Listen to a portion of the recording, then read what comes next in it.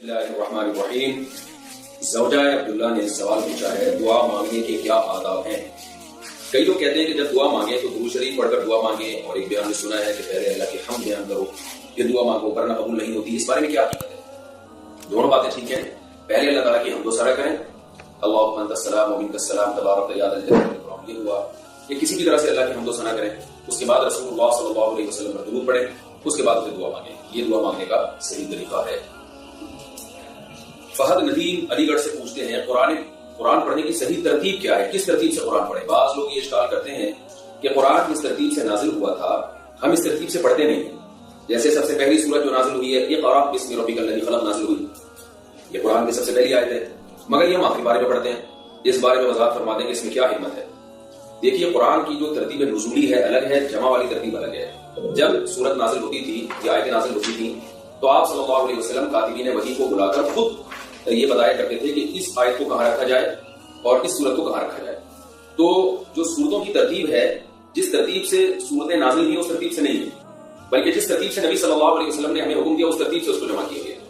تو یہ سورتیں کے اندر کی جو آیتیں ہیں نا، یہ بھی نبی صلی اللہ علیہ وسلم نے بتائی ہیں کہ یہ والی آیت یہاں رکھو، یہ والی آیت یہاں رکھو۔ اور جو سورتوں کی ترتیب ہے وہ حضرت عثمان رضی اللہ تعالیٰ عنہ کی بنائی ہوئی ترتیب ہے۔ حضرت عثمان کے دور میں جب قرآن کو جمع کیا گیا تو اس سے پہلے جو قرآن لوگوں کے پاس تھے، مختلف مصاحف تھے، اس میں کوئی صورت پہلے تھی کوئی بعد میں تھی، تو سب طرح سے پڑھنے کی اجازت دی گئی۔ مشہور حدیث ہے حضرت عائشہ رضی اللہ تعالیٰ عنہ کے پاس ایک شخص آیا، اس نے کہا کہ میرے پاس جو مصحف ہے قرآن مجید ہے اس میں فلاں صورت سے پہلے ہے، اور فلاں صحابی کے پاس جو قرآن ہے اس میں تو فلاں صورت کے بعد ہے، یہ کیا ہے؟ حضرت عائشہ نے فرمایا اس سے کیا ہوتا ہے کہ وہ پہلے وہ صورت لکھی ہوئی ہے اور تم نے وہ صورت بعد میں لکھی ہوئی ہے، اس سے کچھ نہیں ہوتا۔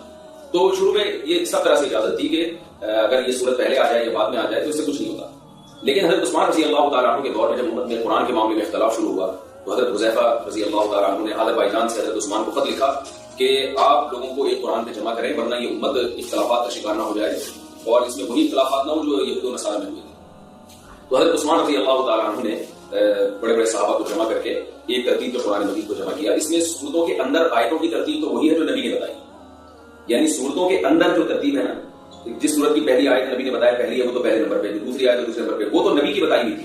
لیکن خود سورتوں کی جو ترتیب ہے، یعنی کون سی صورت کے بعد آئے گی، وہ صحابہ کرام کے مشورے سے آپ رضی اللہ عنہ نے پوری ترتیب دی کہ بھئی سب سے پہلے سورہ فاتحہ، پھر سورہ بقرہ، پھر آل عمران، پھر سورہ نساء۔ تو یہ جو صورتیں ہیں ان کے اندر کی جو آیتیں ہیں یہ تو نبی صلی اللہ علیہ وسلم نے بتایا کہ کون سی آیت کس نمبر پہ آئے گی، یہ تو اللہ کی طرف سے، یہ اس میں تو رد و بدل کی بالکل شرعی اجازت نہیں ہے، یہ تو خدا کا قانون ہے۔ اللہ نے جس ترتیب سے نبی صلی اللہ علیہ وسلم کو بتایا اسی ترتیب سے رسول اللہ صلی اللہ علیہ وسلم نے سورتوں کے اندر جو آیتیں ہیں ان کو لکھنے کا حکم دیا۔ لیکن خود پوری صورت میں کون سی صورت کس نمبر پہ ہوگی، یہ نبی صلی اللہ علیہ وسلم کے دور میں ہر ایک کو اجازت تھی کہ وہ جس صورت کو چاہے جس نمبر پہ لکھ لے۔ حضرت عبداللہ بن مسعود کے پاس اپنا مصحف تھا، لیکن حضرت عثمان نے دیکھا کہ امت میں اختلاف انتشار نہ ہو تو حضرت عثمان نے جو مصحف جمع کیا جس کو مصحف عثمانی کہا جاتا ہے، اور اس پر سب صحابہ کا اجماع ہوا۔ چند ایک صحابہ نے اختلاف اس معنی میں کیا کہ ہمارا نسخہ بھی ٹھیک ہے یہ بھی ٹھیک ہے۔ حضرت عثمان کی رائے یہ تھی کہ آپ کا اگرچہ ٹھیک ہے مگر اس کو آپ ختم کر دیں تاکہ امت کے پاس ایک ہی ترتیب سے قرآن ہو امت کے پاس۔ تو اس طرح سے پھر پوری امت کا بالآخر اجماع ہو گیا کہ حضرت عثمان نے جس ترتیب سے قرآن کو جمع کیا ہے اب اسی ترتیب سے چھپے گا، اسی ترتیب سے لوگ پڑھیں گے۔ تو یہ امت کا ایک اجماعی مسئلہ تھا، امت کو اختلاف و انتشار سے بچانے کے لیے۔ تو اس لیے اب پوری امت کا اس پر اجماع ہے کہ جس ترتیب سے حضرت عثمان نے صورتوں کو جمع کیا ہے اس کو چینج کرنے کی اجازت نہیں ہے، کیونکہ پھر جو ہے نا وہ قرآن کہیں اختلاف کا شکار نہ ہو جائے اور جو ہے وہ اس میں کہیں لڑائی جھگڑے نہ شروع ہو جائیں۔ تو جو ترتیب، اور ویسے بھی ہمیں حکم ہے کہ نبی صلی اللہ علیہ وسلم نے فرمایا کہ علیکم بسنتی و سنت الخلفاء الراشدین المہدیین، میری اور خلفاء راشدین کی سنت کا اتباع کرو۔ تو حضرت عثمان بھی خلفاء راشدین میں سے ہیں، انہوں نے تمام صحابہ کی موجودگی میں، بڑے بڑے صحابہ کی موجودگی میں یہ کام کیا، تو لہذا اسی ترتیب پہ قرآن کو پڑھا جائے گا جس ترتیب پہ حضرت عثمان نے جمع کیا ہے تاکہ امت میں اختلاف انتشار پیدا نہ ہو۔ کیا قبول ہے کہنے سے لڑکی حلال ہو جاتی ہے؟ محمد صاحب انڈیا سے پوچھتے ہیں اگر کوئی مسلم لڑکا ہندو لڑکی سے فون پر یا آمنے سامنے بول دے کہ ہاں مجھے تم سے نکاح قبول ہے، اگر 3 مرتبہ یہ بول دیتا ہے تو کیا اس طرح دونوں کا نکاح ہو جاتا ہے؟ کیونکہ میں نے آپ کے بیان میں سنا تھا کہ اگر لڑکا لڑکی ایسے بول دے تو نکاح ہو جاتا ہے۔ بھائی میرا اس بیان سن کے بہت سے لوگ خوش فہمی میں مبتلا ہوئے، تو پورا بیان میرا ایسے نہیں تھا کہ صرف قبول ہے بولنے سے، اس میں بہت ساری شرطیں ہیں کہ گواہ بھی موجود ہو، پھر لڑکی مسلمان بھی ہو یا اہل کتاب ہو، اور پھر وہ کفات کے مسائل بھی ہیں۔ تو آدھا بیان سنا، وہ آدھا سن کے لوگوں نے جو ہے نا پتہ نہیں کتنے نے قبولوا کے جو ہے وہ فرض کر لیا کہ وہ نکاح ہو گیا ہمارا۔ تو ایسا نہیں ہوتا۔ سب سے پہلے کوئی مسلم لڑکا ہندو لڑکی سے نکاح کر ہی نہیں سکتا، چاہے پوری شامیانے لگے ہوئے ہو، تبو لگا ہوا اور پوری دنیا میں اعلان کر کے قبول ہو رہا ہو۔ مسلمان لڑکے کا نکاح یا تو اہل کتاب سے ہوگا یا مسلمان لڑکی سے ہوگا، اس کے علاوہ نہیں ہو سکتا۔ دوسری بات یہ کہ نکاح میں ایجاب و قبول میں کم سے کم 2 عاقل بالغ گواہوں کا ہونا ضروری ہے، ان گواہوں کی موجودگی میں ایجاب و قبول ہوگا تو پھر نکاح ہوگا۔ اور پھر اس میں بھی یہ کہ لڑکی کا جو ولی ہے، اگر لڑکا لڑکی کا کفو نہیں ہے، اس کا ہم پلہ نہیں ہے، تو لڑکی کے ولی کا راضی ہونا بھی ضروری ہے، کیونکہ ولی کے بغیر اس صورت میں نکاح نہیں ہوگا۔ اس کے دلائل کیا ہیں، یہ ایک الگ ٹاپک ہے، اس میں میں پہلے کئی دفعہ بیان کر چکا ہوں۔ الیکٹرانک سگریٹ والی کمپنی میں جاب کرنا۔ میں دبئی میں ایک کمپنی میں کام کر رہا ہوں جو شیشہ ٹائپ کی الیکٹرانک سگریٹ بناتی ہے، کیا میرے لیے یہاں کام کرنا حلال ہے یا نہیں؟ یہ یہاں لیگل بھی ہو چکا ہے، دبئی کے علماء اسے حلال قرار دے چکے ہیں۔ اگر گوگل پہ سرچ کریں تو وہ کہتے ہیں کہ اس کا سگریٹ سے بہت کم نقصان ہے۔ دوست محمد دبئی سے پوچھتے ہیں بھائی اگر یہ واقعی ایسا ہے کہ سگریٹ سے بھی کم نقصان دے تو جو حکم سگریٹ کا ہے وہ اسی کا ہے۔ سگریٹ بھی مکروہ ہے، ناپسندیدہ ہے ہماری رائے میں۔ عرب علماء اگرچہ سگریٹ کو حرام کہتے ہیں لیکن ہم اس کو حرام کے درجے میں نہیں، ناپسندیدہ مکروہ، کیونکہ اس کا نقصان فوری نہیں ہے، باہر کوئی اچھی چیز بھی نہیں ہے، حلال طیب بھی نہیں ہے، تو جو سگریٹ کا حکم ہے وہ اس کا حکم ہے۔ تھوڑا نقصان ہے لیکن بہرحال ہے تو صحیح نا، تو اس لیے کراہت ہے اس میں، بہتر یہ ہے کہ یہ کام نہ کریں۔ اگر کوئی کرتا ہے تو بالکل خالص حرام نہیں کہہ سکتے اس کو۔ خلا یافتہ عورت کا جاب کرنا۔ ایک بندہ، بھائی بندہ نام بھی تو بتا سکتا ہے، میری بہن کی خلا ہو گئی ہے، اس کی عدت کا دورانیہ کیا ہے، نیز وہ اپنی اور اپنی بیٹی کی کفالت کے لیے جاب کر رہی ہے، کیا اسے جاب چھوڑ دینی چاہیے؟ اگر وہ جاب جاری رکھ سکتی ہے تو اس کی کیا شرائط ہیں، کتنا پردہ کرنا چاہیے؟ خلا کی عدت ہوئی ہے جو طلاق کی عدت ہے۔ اگر یعنی شوہر نے خلا نامہ سگنیچر کر دی ہے، خلا دے دیا ہے، تو جس وقت سے شوہر نے خلا دیا ہے اس وقت سے اگر عورت کو پریگننسی ہے تو جب تک بچہ نہیں ہو جاتا عورت عدت میں رہے گی، اور اگر پریگننسی نہیں ہے تو 3 مینسز جب تک آپ کے مکمل ختم نہیں ہو جاتے عدت ختم نہیں ہوگی۔ 3 مینسز جب تک نہیں ہوتے عدت ہے۔ عدت کا حکم یہ ہے کہ عورت گھر کی چاردیواری میں رہے گی، اسے وہ زینت اختیار نہیں کر سکتی۔ تو اگر یہ جاب کر رہی ہے بچی کی کفالت کے لیے تو شرعی طور پر جو بچی ہے اس کی کفالت اس کے باپ کے ذمہ واجب ہے، ماں کے ذمہ نہیں ہے۔ تو اس لیے شرعاً باپ کے ذمہ ہے کہ وہ بیٹی کا خرچہ دے اور بیوی جاب نہ کرے، بلکہ عدت کے دوران بیوی کا خرچہ جو طلاق یافتہ ہے، خلا یافتہ ہے، اس کا خرچہ بھی شوہر کے ذمہ ہے۔ تو اس لیے ان کو چاہیے کہ جاب نہ کریں، عدت کے احکام پر عمل کریں، اور اس دوران ان کا سارا خرچہ ان کا شوہر اٹھائے گا جس نے طلاق دی ہے یعنی خلا دیا ہے، اور ان کی بیٹی کا خرچہ بھی شوہر اٹھائے گا، وہ تو تاحیات ہے۔ اگر شوہر ظالم ہے، وہ عدت کا خرچہ ان کو نہیں دے رہا اور بیٹی کا بھی نہیں دے رہا، تو پھر ان کے رشتہ داروں پر یہ ذمہ داری لاگو ہوگی کہ وہ شوہر سے کسی طرح نکلوائیں، نہیں دیتا تو پھر وہ اپنے خاندان کی اس خاتون کا اور اس کی بچی کا خرچہ اٹھائے۔ وہ بھی نہیں کرتے، کوئی بھی اس کا یعنی اس کی خیال کرنے والا نہیں ہے، اور عورت کے پاس خود بھی اتنی پراپرٹی یا جائیداد یا کوئی مال ایسا نہیں ہے جسے استعمال کر کے وہ عدت کے دوران اپنا خرچہ اٹھا سکیں، تو ایسی شدید مجبوری میں پھر وہ جاب کر سکتی ہیں، لیکن دن میں جاب کریں گی اور وہاں مکمل پردے کے ساتھ جائیں، زینت اختیار نہ کریں، اپنے کام سے کام رکھیں، اور جیسی جاب کا ٹائم ختم ہوتا ہے فوراً گھر واپس پہنچیں اور رات ہر صورت گھر میں گزاریں۔ تو اس طرح سے مجبوری میں ان کے لیے جائز ہے۔ پولیو کے بارے میں مستند تحقیق۔ اورنگزیب صاحب کراچی سے پوچھتے ہیں پولیو کے بارے میں علماء کا کیا کہنا ہے؟ بعض لوگ کہتے ہیں کہ ناجائز ہے اس لیے کہ اس میں خنزیر کا گوشت ملایا جاتا ہے، اور کچھ لوگ کہتے ہیں کہ ہماری نسل کو کم کرنے کے لیے یہودیوں کی چال ہے، اس بارے میں رہنمائی فرمائیں۔ جناب یہ پولیو کے خطروں کے بارے میں جو آپ نے ایک سوال پوچھا ہے اور پوچھا کہ علماء کی کیا تحقیق ہے، تو یاد رکھیں جو چیز جس کا ٹاپک ہوتا ہے اس بارے میں اسی سے پوچھا جاتا ہے۔ یہ ایسے ہی ہے جیسے آپ مجھ سے پوچھیں خربوزے کے بارے میں علماء کی کیا تحقیق ہے کہ یہ گرم ہوتا ہے یا ٹھنڈا ہوتا ہے، یا آپ مجھ سے پوچھیں کہ تربوز کے بارے میں علماء کی کیا تحقیق ہے کہ نزلے والا آدمی اگر تربوز کھائے تو اس کو نقصان ہوگا یا فائدہ ہوگا، تو میں کہوں گا یہ تربوز اور خربوزہ یہ حکیموں کا ٹاپک ہے، یہ ان سے پوچھیں۔ آپ مجھ سے پوچھیں سلاجید کے بارے میں علماء کی کیا تحقیق ہے، آپ مجھ سے پوچھیں جی ڈسپرین کے بارے میں علماء کی کیا تحقیق ہے، شہد کے بارے میں علماء کی کیا تحقیق ہے، تو یہ ٹاپک علماء کا نہیں ہے، یہ ٹاپک ہے ڈاکٹروں کا، حکیموں کا۔ تو آپ اس بارے میں ڈاکٹروں سے رابطہ کریں۔ پولیو کے بارے میں جو کچھ فیس بک پر انٹرنیٹ پر ریسرچ آ رہی ہے، تحقیقات آ رہی ہیں، تو یہ بات خوب اچھی طرح سمجھ لیں کہ کوئی بھی ریسرچ بھی آپ کے سامنے اگر آتی ہے تو اس ریسرچ کو مستند ڈاکٹروں سے پہلے معلومات حاصل کریں کہ یہ ریسرچ ٹھیک بھی ہے یا نہیں۔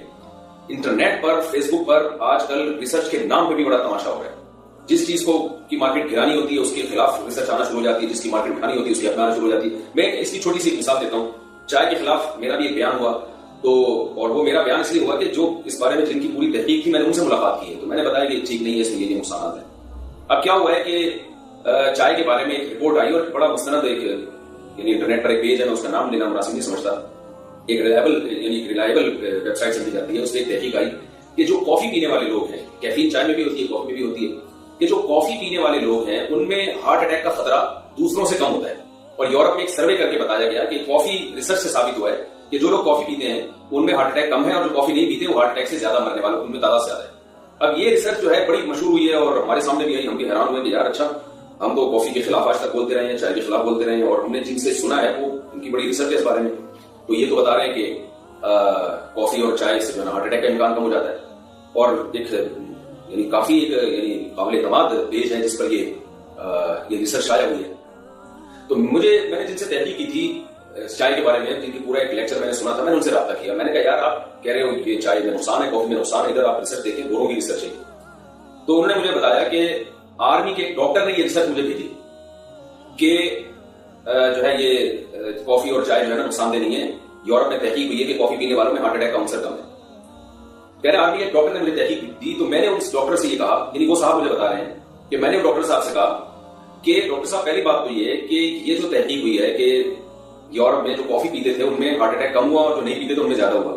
تو اس کی وجہ کافی ہے یا کچھ اور وجہ ہے؟ اصل بات یہ کہ اس کی وجہ کافی نہیں ہے، اس کی وجہ یہ کہ جو زیادہ کافی پیتے ہیں وہ شراب کم پیتے ہیں. تو جن میں کافی نہ پینے والوں میں ہارٹ اٹیک کا جو ریشو کم ہے، اس کی وجہ ان کا کافی نہ پینا نہیں ہے بلکہ شراب کم پینا ہے. اور جو شراب زیادہ پیتے ہیں وہ کافی نہیں پیتے، ان میں ہارٹ اٹیک زیادہ ہے. تو وہ کافی نہ پینے کی وجہ سے نہیں ہے بلکہ شراب پینے کی وجہ سے. تو ریسرچ میں جو الفاظ تھے نا وہ یہ نہیں تھے، ورنہ کافی میں انہوں نے کہا کہ کوئی ایسی چیز نہیں ہے، میڈیکل سائنس یہ ثابت ہی نہیں کر سکتی کہ کافی دل کے لیے مفید ہے بلکہ نقصان دہ دل کے لیے. کیفین چاہے کافی کی شکل میں ہو چاہے چائے کی شکل میں ہو، وہ دل کے لیے نقصان دہ. اس کی وجوہات کیا ہیں وہ جو ہے ایک الگ ٹاپک ہے. تو پھر انہوں نے بتایا کہ میں نے ریسرچ کی کہ یہ کافی کے بارے میں اتنے جو فضائل بیان کیے جا رہے ہیں، جس سائنٹسٹ نے بیان کیے یا جس ڈاکٹر نے بیان کیے، اس ڈاکٹر کے بارے میں ریسرچ کی الگ سے. تو پتا چلا کہ اس پہ ویسے ہی کیس چل رہا ہے اس کے خلاف. اس کیس میں یہ ہے کہ یہ کافی کمپنی سے پیسے کھاتا ہے اور پیسے کھا کے ان کے حق میں تحقیقات شائع کرتا ہے. اس ڈاکٹر صاحب بکے ہوئے تھے. تو یعنی جس کی تحقیق ایک بڑے مستند انٹرنیٹ کے پیج جس سے یہ تحقیقات شائع ہو رہی تھی. تو ریسرچ یہ آسان کام نہیں ہے. ہمارے ہاں ہر آدمی کو ٹماٹر کے فضائل پر اس نے یوٹیوب پہ ریکارڈ کروایا ہوا ہے، کسی نے آلو کے فضائل پر. ایک صاحب نے کہا کہ یہ جو ہے یوٹیوب پہ میں نے دیکھا ہے کہ یہ جو ہے نا یہ دار چینی اس کا پاؤڈر بنا کے ایک چمچہ آپ کھائیں اور یہ فائدے ہوتے ہیں. وہ بھائی دار چینی کا ایک چمچہ تم کھاؤ گے تو اتنا شدید گرم ہوتا ہے تمہاری آنتوں کو برباد کر دے گا. ایک صاحب نے انٹرنیٹ پہ تحقیق کی کہ لیمو کو پانی میں نچوڑ کے صبح نہار میں پیا جائے تو پیٹ کم ہو جاتا ہے. واقعی پیٹ کم ہوا. مجھ سے ملے، میں نے کہا اللہ کے بندے سب کچھ ہی کم ہو جائے گا آپ کا، کیونکہ لیمن جو ہے نا وہ جب نہار میں آپ پیتے ہیں تو میدے کی دیواروں کو خراب کر دیتا ہے. اس میں ایسڈ ہوتا ہے، تیزاب ہوتا ہے. خالی پیٹ کو آپ پیٹ میں جائے گا وہ بھی گرم پانی کے ساتھ، تو وہ میدے کی دیواروں کو متاثر کر رہا ہے. تو ایک چیز ہوتی ہے وہ اس میں پورا جو ہے وہ چینل چل رہا ہوتا ہے لوگوں کا اور اس کو ریسرچ کا نام دیا جاتا ہے. تو جب بھی تحقیق کرنی ہو اس فیلڈ کے مستند ترین آدمی کو تلاش کریں. یہ ریسرچ اس کو دکھایا جائے کہ پولیو کے بارے میں بھی جو کچھ کہا جا رہا ہے جس میں یہ بیماریاں یہ وغیرہ وغیرہ، تو مستند ڈاکٹروں سے، صرف ایک ڈاکٹر سے نہیں کئی سارے ڈاکٹروں سے رابطہ کر کے آپ پوچھیں کہ یہ تحقیق صحیح بھی ہے یا نہیں. تو وہ آپ کو جو بتائیں گے اس پر عمل کریں. آپ ایک تو ڈاکٹر خراب ہو سکتے ہیں، سارے تھوڑی خراب ہو سکتے ہیں، یعنی سارے تھوڑی جھوٹ بولیں گے. تو اس لیے اگر پولیو کے بارے میں کسی ڈاکٹر کی بھی ریسرچ ہے کہ یہ نقصان دہ ہے تو صرف اس کی ریسرچ پہ آپ اعتماد نہ کریں. اپنے محلے کے ڈاکٹر سے پوچھیں اور جو آپ کے جان پہچان والے ڈاکٹر ہیں ان سے پوچھیں کہ بھائی یہ ریسرچ آئی ہے کہ یہ نقصان دہ ہے، اور وہ آپ کو بتائیں گے کہ یہ واقعی ریسرچ ٹھیک ہے یا نہیں. تو میں یہ اپنے ذمہ نہیں لے رہا کہ پولیو فائدے مند ہے، یہ نقصان دہ ہے. میں اس بارے میں نے جو ڈاکٹر سے پوچھا ان کی کیا رائے ہے وہ میں آپ کے سامنے نہیں بتانا چاہتا، لیکن میں آپ سے کہہ رہا ہوں کہ آپ اس بارے میں صرف انٹرنیٹ کی تحقیقات اور مختلف لوگوں کی تقریریں یا صرف جو ہے وہ ان کے جو ہے وہ دلائل کو نہ دیکھیں، بلکہ آپ جو کچھ ان کی ریسرچ ہے اس کو کم از کم 8-10 ڈاکٹروں پہ پیش کریں. وہ ڈاکٹر جو نارمل ہے، جو بکے ہوئے نہیں. آپ کا خیال ہے کہ آپ کے محلے کے ڈاکٹر کسی سے ویسے دکھاتے ہیں تو ان سے پوچھیں ڈاکٹر صاحب یار یہ ریسرچ چاہیے ذرا آپ بتا دیں. تو اس طرح ڈاکٹروں میں جس طرف زیادہ تر اکثریت ہو اور جو مستند ڈاکٹر زیادہ تر جس طرف جا رہے ہیں اسی رائے کو فالو کرنا چاہیے. ابھی میں آپ کو بتاؤں کراچی میں یہ مسئلہ چل رہا تھا ٹائیفائڈ سے. اتنے لوگ ایک انجیکشن ٹائیفائڈ کا ویکسینیشن ہو رہی تھی، اس سے خبر آئی تھی اتنے بچے مر گئے. تو ہمارے یہاں بھی ایک ڈاکٹر ہیں بہت مستند ہیں ماشاءاللہ، نمازی بھی ہیں. میں نے ان سے پوچھا، میرا بھی یہ خیال تھا کہ ویکسینیشن کی وجہ سے پتہ نہیں کتنے بچے مر گئے ہوں. تو میں نے ڈاکٹر صاحب سے پوچھا کہ یہ جو ٹائیفائڈ کا انجیکشن ہے بچوں کو لگانا چاہیے؟ انہوں نے کہا ضرور لگانا چاہیے، کیونکہ ٹائیفائڈ کی ایک ایسی قسم آئی ہے جس کا علاج ہی نہیں ہے. وہ اگر بچے کو ہو جائے تو بچہ مر جاتا ہے. انہوں نے کہا ایسے ہی ویکسینیشن کے ذریعے بچے کو مار دینا یہ اس کا ہلکا کام نہیں ہے، یہ سے بہت بڑا کیس بن جاتا ہے. اور ویکسینیشن میں کوئی ایسی چیز نہیں ہوتی کہ جس کے لگانے سے بچہ مر جائے. خیر میں نے کہا ڈاکٹر صاحب کی اپنی رائے ہوگی. کچھ دنوں کے بعد ایک اور ڈاکٹر صاحب سے میری ملاقات ہوئی، ان کو میں نے یہ بات بتائی، انہوں نے بھی یہی کہا کہ یہ خبر غلط ہے. تو اب قرآن سے بھی ہمیں پتہ چلتا ہے. قرآن مجید میں اللہ تعالیٰ کا ارشاد ہے، وَإِذَا جَاءَهُمْ أَمْرٌ مِّنَ الْأَمْنِ أَوِ الْخَوْفِ أَذَاعُوا بِهِ وَلَوْ رَدُّوهُ إِلَى الرَّسُولِ وَإِلَى أُولِي الْأَمْرِ مِنْهُمْ لَعَلِمَهُ الَّذِينَ يَسْتَنبِطُونَهُ مِنْهُمْ. اللہ فرماتے ہیں جب بھی کوئی امن یا خوف کی خبر آتی ہے تو یہ اس کو پھیلا دیتے ہیں. ان کو چاہیے کہ رسول کی طرف یا اولو الامر سے مراد جو اس کی حقیقت کو جانتے ہیں ان کو اگر وہ اس خبر کے بارے میں اطلاع دیں. لَعَلِمَهُ الَّذِينَ يَسْتَنبِطُونَهُ مِنْهُم. تو جن میں استنباط کی صلاحیت ہے نا، جو خبر کی حقیقت تک پہنچنے کی صلاحیت رکھتے ہیں، وہ اس کی حقیقت بتاتے ہیں کہ یہ خبر درست ہے یا غلط ہے یا اس کا مفہوم کیا ہے. تو اس قرآن کی آیت سے صاف پتہ چلتا ہے کہ کوئی بھی آپ کو کسی بھی بات کا علم ہو تو اس کے جو متعلقہ لوگ ہیں، جو اس کے ماہر ہیں، جو اس کی حقیقت تک پہنچ کے آپ کو بتا سکتے ہیں کہ اس میں کس حد تک حقیقت ہے یا کس حد تک اس میں جھوٹ ہے یا حقیقی واقعہ ہوا کیا ہے یا اس بات کا اصل مطلب کیا ہے یا اس ریسرچ کا اصل مطلب کیا ہے. تو یہ قرآن سے ہمیں پتہ چلتا ہے کہ ہر چیز کو اس کے ماہرین سے معلوم کرنا چاہیے. یہ ایسے ہی جیسے گمراہ لوگ جو ہیں وہ قرآن و سنت کے نام پہ بہت سارے مسائل مارکیٹ میں لاتے رہتے ہیں، اور آپ دیکھیں اجماع امت کے خلاف باتیں کرتے رہتے ہیں. دلیل ہر آدمی کے پاس ہوتی ہے. علماء بتا سکتے ہیں کہ یہ جو اس نے دلیل سے استدلال کیا ہے اس میں کتنی جان ہے، اس نے کہاں لفاظی کی ہے، کہاں دو نمبری کی ہے، کہاں اس کا ذاتی مفاد تھا، کہاں اس کو بھول ہوئی ہے، کہاں سے غلطی ہوئی ہے. تو جیسے دینی مسائل میں مجتہدین سے، علماء سے رجوع کیا جاتا ہے، تو ایسے ہی میڈیکل سائنس سے متعلق جو مسائل ہیں اس میں جو ڈاکٹر ہیں ان سے رجوع کیا جاتا ہے. تو یہ کام، یہ تحقیق علماء کی تحقیق کا اس میں اعتبار نہیں ہوگا، اس میں ڈاکٹروں کی تحقیق کا اعتبار ہوگا. تو جو عام طور پہ ڈاکٹر کہہ رہے ہیں بشرطے کہ وہ خود بکے ہوئے نہ ہو، تو آپ کو پتہ چل جائے گا کہ اب یہ الزام لگانے کے سارے بکے ہوئے ہیں، یہ بھی غلط الزام ہے. سارے بکے ہوئے نہیں ہیں. ڈاکٹر اگر بکا ہوا بھی ہوگا تو آپ کے سامنے جھوٹ کیوں بولے گا؟ وہ اس کو آپ کے سامنے جھوٹ بولنے کے الگ سے تھوڑی کوئی پیسے مل رہے ہیں. تو اس لیے عام ڈاکٹروں کی جو رائے ہے پولیو یا جتنی بھی ویکسینیشن ہے ان کی رائے کا اس بارے میں اعتبار ہوگا. اگر وہ آپ کو منع نہیں کرتے تو آپ پلا دیں، وہ منع کریں تو آپ نہیں پلائیں. کیا توبہ سے گناہ باقی نہیں رہتا؟ ساجد صاحب انڈیا سے پوچھتے ہیں اگر انسان کوئی گناہ کرتا ہے، گناہ کرتا نہیں ہے لیکن اس کے بارے میں سوچتا ہے، تو اس کا کیا سوچنا بھی گناہ ہے؟ نیز اگر کوئی گناہ کرنے کے بعد توبہ کر لی تو کیا اس کا گناہ باقی رہے گا؟ بھائی یہ مسئلہ تو حدیث میں رسول اللہ صلی اللہ علیہ وسلم نے بیان کیا ہے کہ جب کوئی انسان گناہ کا ارادہ کرتا ہے اور پھر وہ اس ارادے کو ترک کر دے، تو جب گناہ کا ارادہ کیا تھا تو اللہ گناہ لکھتے نہیں ہیں، لیکن اگر اس ارادے کو ختم کر دے تو الٹا نیکی لکھ لیتے ہیں. اور اگر کوئی نیکی کا ارادہ کرتا ہے تو نبی صلی اللہ علیہ وسلم نے فرمایا ارادہ کرنے سے ہی اللہ ایک نیکی لکھ لیتے ہیں، اور جب وہ نیکی کرے گا تو 10 نیکیاں لکھ لیں گے. تو گناہ کے بارے میں اللہ کا قانون یہ ہے کہ صرف ارادے سے نہیں لکھا جاتا، کرنے سے لکھا جاتا ہے. اور نیکی کے بارے میں کہ صرف ارادہ بھی ہوگا تو نیکی لکھ لی جاتی ہے. لیکن علماء کا اس پر اتفاق ہے قرآن و سنت ہی کی روشنی میں دوسرے دلائل سے کہ ایک ہوتا ہے ارادہ، ایک ہوتا ہے عزم. اگر گناہ کا ارادہ کیا ہے تو گناہ نہیں لکھا جائے گا، لیکن اگر عزم کر لیا، عزم کہتے ہیں ایسا مضبوط ارادہ کہ اگر رکاوٹ نہ ہوتی تو یہ شخص گناہ کر لیتا. جیسے ایک آدمی نے زنا کا پکا ارادہ کر لیا کہ میں اب زنا کر کے چھوڑوں گا، لیکن اب کیا ہوا کہ ارادہ تو اس نے یعنی عزم کر لیا مضبوط، لیکن ہوا یہ کہ اس کو کوئی انتظام ہی نہیں ہو سکا، اس کی جیب میں پیسے نہیں ہیں زنا کرنے کے لیے، یا کوئی عورت فاحشہ عورت راضی نہیں ہوئی، اس وجہ سے وہ نہیں کر سکا. تو یہ ارادہ نہیں ہے بلکہ یہ عزم ہے، کیونکہ یہ تو پورا فیصلہ کر چکا تھا، رکاوٹ ایسی آ گئی جس کی وجہ سے یہ گناہ نہیں کر سکا. تو ایسے عزم پہ بھی گناہ لکھا جاتا ہے، کیونکہ رسول اللہ صلی اللہ علیہ وسلم نے فرمایا فہما فی الوزر سواء، گناہ کا عزم کرنے والا اور گناہ کرنے والا برابر ہے. جیسے کہ حدیث میں آتا ہے کہ ایک آدمی کے پاس پیسہ ہے، وہ عیاشی میں پیسہ اڑاتا ہے، اس کو بھی گناہ مل رہا ہے. لیکن ایک آدمی کے پاس پیسہ نہیں ہے لیکن وہ حسرت کرتا ہے کاش میرے پاس بھی پیسہ ہوتا تو میں بھی فلاں آدمی کی طرح عیاشی کرتا. تو آپ صلی اللہ علیہ وسلم نے فرمایا فہما فی الوزر سواء، یہ بھی گناہ گار ہے، یہ بھی جہنم میں جائے گا اسی کے ساتھ، کیونکہ اس کا پکا ارادہ تھا، عزم تھا، وہ تو پیسہ ہی نہیں ملا بیچارہ، اس وجہ سے کچھ کر نہیں سکا. تو ارادے پہ گناہ نہیں ہے، عزم پہ گناہ ہے. ارادہ اور عزم میں کہ ارادہ ذرا ہلکا ہوتا ہے، عزم مضبوط اور پختہ ہوتا ہے. تو اس لیے اگر گناہ کے صرف وسوسے آ رہے ہیں یا دل چاہ رہا ہے گناہ کرنے کا، اس پہ بھی کوئی گناہ نہیں ہے. اور ارادہ کیا، ہلکا سا ارادہ ہو رہا ہے میں کروں گا گناہ، تو یہ بری چیز ہے، ناپسندیدہ ہے، مگر صرف اتنی سوچ پہ گناہ نہیں ہے. لیکن آگے جب فیصلہ کر لیا کہ اب تو گناہ کرنا ہی کرنا ہے، تو پھر جو ہے وہ ابھی گناہ کرنے سے پہلے ہی گناہ لکھ لیا جاتا ہے، اور جب گناہ کرے گا تو اور زیادہ گناہ لکھا جائے گا. باقی یہ کہ اگر کوئی سچے دل سے توبہ کرے، توبہ کا مطلب اس کو معاف، یعنی پہلے جو ہو چکا گناہ اس پہ اس کو ندامت ہو، اس وقت گناہ کو چھوڑ دے اور آئندہ نہ کرنے کا پکا عزم اور ارادہ کرے، تو ایسی صورت میں اللہ تعالیٰ اس کی گناہ کو معاف کر دیتے ہیں. قرآن و سنت میں یہ بہت کثرت سے اللہ نے اس مضمون کو بیان کیا ہے کہ من تاب وآمن وعمل عملا صالحا فاولئک یبدل اللہ سیئاتہم حسنات، کہ اللہ ان کی گناہوں کو نیکیوں سے بدل دیتے ہیں. اس کی دو تفسیریں ہیں، ایک تو یہ کہ واقعی گناہ کے بدلے اللہ نیکیاں ڈال دیتے ہیں، اور ایک تفسیر اس کی یہ بھی ہے کہ وہ اتنا اچھا بن جاتا ہے کہ اس کی اللہ تعالیٰ تلافی کر دیتے ہیں، آئندہ اس کو نیکیوں کی توفیق مل جاتی ہے. واٹس ایپ اور فیس بک کے امیجز کا حکم. واٹس ایپ اور فیس بک پر ہم نے تاثرات کے اظہار کے لیے جو امیجز استعمال کرتے ہیں، یعنی ان کا مقصد ہے جو اسمائلیز ہیں، جو چھوٹے چھوٹے کارٹون بنے ہوئے ہوتے ہیں جن میں مختلف چہرے ہوتے ہیں، اس کا کیا حکم ہے؟ عتیق الرحمان صاحب انڈیا سے پوچھتے ہیں. وہ جو اسمائلی ہے نا، وہ کوئی مسکرا رہا ہے، کوئی رو رہا ہے، وہ آنکھوں سے آنسو پھوٹ کے ایسا لگ رہا ہے جیسے اس کو اتنا غم ہوا ہے. کوئی غم کی بات پہ لوگ آنسو والی اسمائلی بھیج دیتے ہیں. اسمائلی تو نہیں ہوتی، وہ تو رونے کا ایک منظر ہوتا ہے. تو اس میں ایک تو پورا چہرہ نہیں ہوتا، ایسی دو آنکھیں لگی ہوئی ہوتی ہیں. دوسرا یہ کہ یہ ویسے بھی ڈیجیٹل ہے، اس میں ویسے بھی اختلاف ہے، تو اس لیے اس کا استعمال جائز ہے، انشاءاللہ اس میں گناہ نہیں ہوگا. بائک اور کار پر قرآنی آیت لکھوانا. محمد ارشد اتر پردیش یو پی سے پوچھتے ہیں آج کل لوگ اپنی موٹر سائیکل پر اپنا نام اور قرآنی آیت لکھواتے ہیں، یہ لکھوانا کیسا ہے؟ جائز ہے، لیکن قرآنی آیت بائک پہ نہ لکھوائیں تو اچھا ہے، کیونکہ بیٹھتے ہیں اس کے اوپر. اگر بالکل بیٹھنے کی جگہ پہ بنائی ہوئی ہے، ٹانگوں کے نیچے آیت آ رہی ہو تو صاف طور پہ بے ادبی. اگر کہیں فرنٹ پہ آیت لکھوائی ہوئی ہے تو وہ جائز ہے، لیکن میرا خیال ہے بہتر نہیں ہے، کیونکہ اس کی ضرورت نہیں ہے. نام لکھوانے میں کوئی حرج نہیں ہے. بعض لوگ یہ کہتے ہیں کہ بھئی آیت کاغذ پہ لکھیں گے یا کہیں لکھیں گے تو بے ادبی کا خطرہ تو ہے. تو خطرہ تو ہر تحریر میں ہی ہے. حضرت سلیمان علیہ السلام نے ملکہ سبا کو جو لیٹر بھیجا تھا اس میں اللہ کا نام لکھا تھا، بسم اللہ الرحمن الرحیم، حالانکہ وہ کافر تھی، اس بات کا بھی خطرہ تھا وہ بے ادبی کرے گی. لیکن اب بے ادبی کے خوف سے قرآن لکھنا ہی چھوڑ دیں اور بسم اللہ ہی لکھنا چھوڑ دیں، ایسا نہیں ہے. تو کچھ لوگ نا ادب کے معاملے میں بہت غلو کا شکار ہو جاتے ہیں. تو اپنی استطاعت کے بقدر ادب کیا جائے گا، لیکن ادب کی وجہ سے لکھنا ہی چھوڑ دینا یہ بھی غلط ہے. ہاں ایسی جگہوں پہ لکھنا جہاں ضرورت نہیں ہے وہ پھر غلط ہے. قبروں پہ آیتیں لکھ دیتے ہیں وہ تو بالکل ہی غلط ہے. قبروں پہ ہم نے خود دیکھا ہے، کتے بھی جا رہے ہوتے ہیں چل کے، گدھے بھی جا رہے ہوتے ہیں، اور وہاں آیت لکھنے کا کوئی تک ہی نہیں بنتا. تو اس لیے ایسی جگہوں پہ آیتیں لکھنا جہاں بے ادبی کا غالب گمان ہو، وہاں آیتیں لکھنا جائز نہیں ہے. رشتہ داروں کو کتنا سمجھائیں؟ امیر صاحب راول پنڈی سے پوچھتے ہیں، میرے رشتہ دار ہیں جو شادی میں گانا کروا رہے ہیں اور گانے والے پیسے بھی لاکھوں میں دیے، گانے والوں کو پیسے بھی لاکھوں میں دیے، کیا ان کی شادی میں شرکت کرنا جائز ہے؟ نیز انہیں سمجھانے کے بارے میں کیا حکم ہے؟ اگر سمجھانے کے باوجود باز نہ آئیں تو گناہ کس کو ہوگا؟ بھائی آپ ان کو سمجھائیں، نہیں سمجھ میں آتا تو انہی کو گناہ ہوگا، آپ کو انشاءاللہ گناہ نہیں ہوگا، لیکن آپ اس شادی میں شرکت نہ کریں. اگر شرکت کی تو آپ کو بھی گناہ ہوگا.